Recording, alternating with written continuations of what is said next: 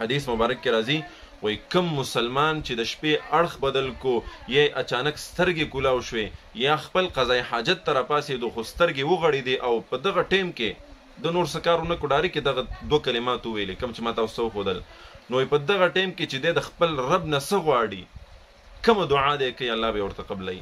نو څومره بهترینه موقع د مسلمان. السلام علیکم ورحمت الله وبرکاته. امید ده انشاءالله چې ټول ملګري به روغ جوړ او خوشحاله وي. ملګرو ډېره زیاته پوښتنه کېږي او هر سړی د هر سړي دا خواهش وي د هر سړي دا ارمان وي چې زما دعاګانې قبول شي. بیا ډېر خلک وایي قاري صاحب مونږ نفلونه هم کوو مونږ تهجد هم کوو مونږ منځونه او نفلونه هر څه کوو خو زموږ دعاګانې نه قبلیږي. نو مسلمانانو ورونو په دې نننۍ ویډیو کې به انشاءالله تاسو ته زه یو داسې عمل چې نبی کریم صلی الله علیه وسلم ښودلی دی او د صحیح حدیثو نه ثابت عمل دی دا به زه تاسو درښیم چې ډېر اسان دی. کله چې تاسو دا عمل کوئ نو انشاءالله الله رب العزت په ستاسو هر یو دعا چې ستاسو پکې فایده وي الله به یې قبلوي. عمل څنګه دی؟ عمل داسې دی کله چې تاسو اوده شئ د شپې اوده شئ او تاسو اړخ بدل کو راپاسېدئ اچانک هم سترګې وغړېدئ یا د خپل ضرورت دپاره راپاسېدئ قضای حاجت دپاره راپاسېدئ خو غرض دا چې ستاسو سترګې وغړېدې نو تاسو د خولې نه دغه دوه کلمات ادا کوي لا اله الا الله وحده لا شريك له له الملك وله الحمد وهو على كل شيء قدير سبحان الله والحمد لله ولا اله الا الله والله اكبر ولا حول ولا قوة الا بالله العلي العظيم.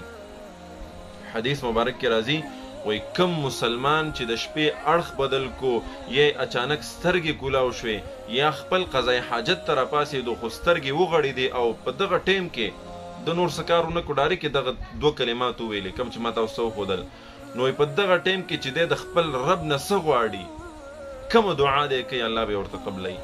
نو څومره بهترینه موقع د مسلمانانو ورونو کله چې تاسو په خوب کې ودئ د شپې عموما سړی اړخ بدل کړي یا اړخ بدلی ستړی شي اړخ بدل کړي نو په دغه ټایم کې د ده سترګې کولاو شي یا همداسې کله ناکله سړی پروت وي ښه په ارام پروت وي او ډایرکټ سترګې وغړېږي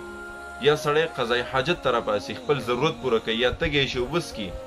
نو مسلمانانو ورونو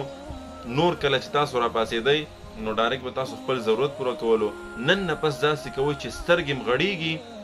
نو تاسو ډایرکټ دغه دوه کلمات وایئ لا اله الا الله وحده لا شريك له له الملك وله الحمد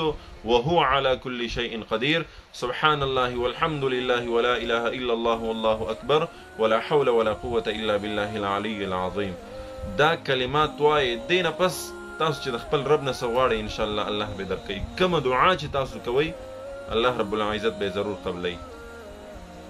نو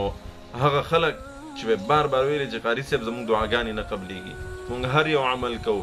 منځونه نفلونه هر څه کوو زموږ دعاګانې نه قبلیږي نو د هغې دپاره دا ډېره غټه خوشخبري ده